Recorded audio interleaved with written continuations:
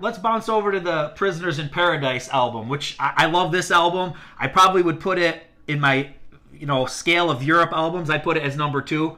We worked on the album, and it was awesome. We were working with Bo Hill. Another thing that you might not know is that we actually had Bob Rock producing the album, and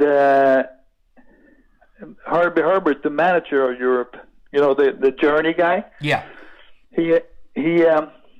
He calls me, and I'm in the West Indies in the house, and he tells me we're in deep shit. This was 3 weeks before the recording of Prisoners in Paradise, and he tells me, I just got a phone call from Bruce Fairbairn, who was then Bob Rock's manager, and Bob Rock is not doing the album.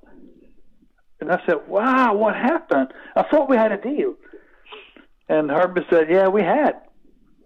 But they're fucking us,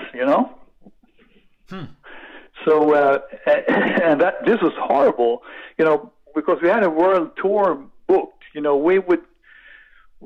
We stood to losing maybe 6-7 figure amounts, if we didn't have an album out before the world tour. So it was really hard to get that. Who did he end up producing? Who did he end up, was that Metallica, or who did he go with? Yeah, he went with Metallica. But the thing is, Herbie Herbert, he never wrote a contract with anyone. It was just a handshake. It was old school that way.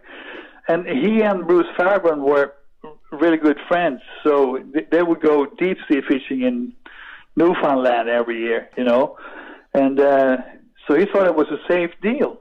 They just sealed it with a handshake.